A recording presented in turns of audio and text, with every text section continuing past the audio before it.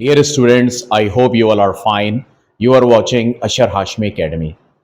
हमसे क्लास 10 के एक स्टूडेंट ने सवाल किया है। ये डायग्राम है आपके सामने, ठीक है। एक बात हम आपको बड़ी इंपॉर्टेंट बता दें, ये सर्किल है, सर्किल पर ये एक शेप बनी हुई है क्वाड्रिलेटरल की, WXUV, ठीक है।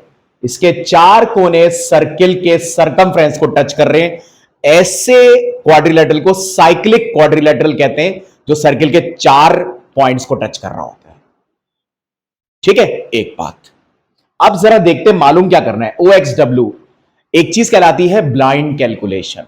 आपको पता नहीं होता कि आपको कैसे पहुंचना है टारगेट तक, लेकिन आप अपनी कुछ अंधाधुंध लॉजिक्स लगाते हैं और टारगेट तक पहुंच जाते हैं। आइए मैं आपको चंद बातें बताता हूं। इसमें इन थ्योरम्स में जो सबसे पहले आपकी मदद करेंगे वो होंगे रेडियस। आइए रेडियस को देखते हैं। इसमें आप एक बात नोट करें कि OW is the radius and OX is also radius. OW and OX ये रेडियाएं हैं, ये रेडियस की प्लूरल है, ये आपकी मदद करेंगे। हर तरह के सवाल को पहचान लीजिए, रेडियस से सवाल शुरू कीजिएगा अगर कहीं रेडियस नजर आ रहा हो, ये ट्रिक है। अब आप एक बात नोट करें कि OW और OX रेडियस है और ये पूरा ट्राइंगल भी है OWX के नाम से।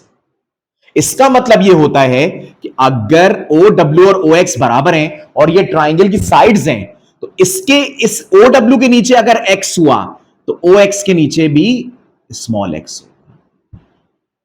क्यों सर, ऐसा क्यों होगा?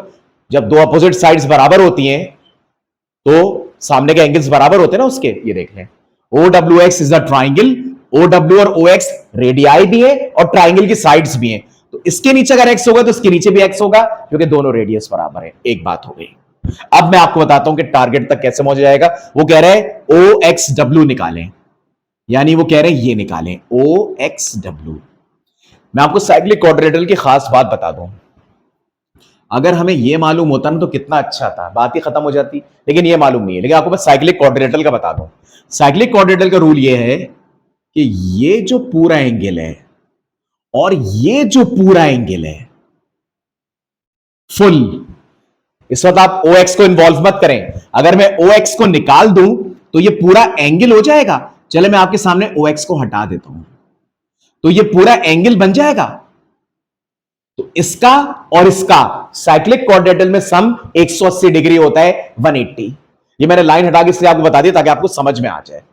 तो ये वाला पूरा और ये वाला पूरा, इसका सम 180 होगा, यानी कैपिटल X और कैपिटल V का सम 180 होगा। अब मैं इसको वापस ले आता हूं, वो समझाने के लिए हटाया था। इसका मतलब है ये बनेगा X प्लस 41 डिग्री प्लस सामने वाला एंगल 109। ये साइक्लिक क्वाड्रिलेटरल का रूल है, the sum of opposite angles is always 180। ये साइक्लिक क्वाड्रिलेटरल का रूल है, इज इक्वल टू 180। अब देखिएगा x is equal to 180 minus ये कितना बनता है 150, तो x की वैल्यू आ गई आपके पास 30 डिग्री आ गई। ये x हो गया 30 डिग्री, तो दैट मीन्स कि ये वाला x भी 30 डिग्री हो गया। तो अब देखें वो आगे क्या पूछ रहे हैं। OXW आ गया, OXW ये कैपिटल X की बात कर रहे हैं, ये देखिए 30 आ गया, आपके सामने कर दिया ना। अब वो कह रहे हैं इनका सम बताओ।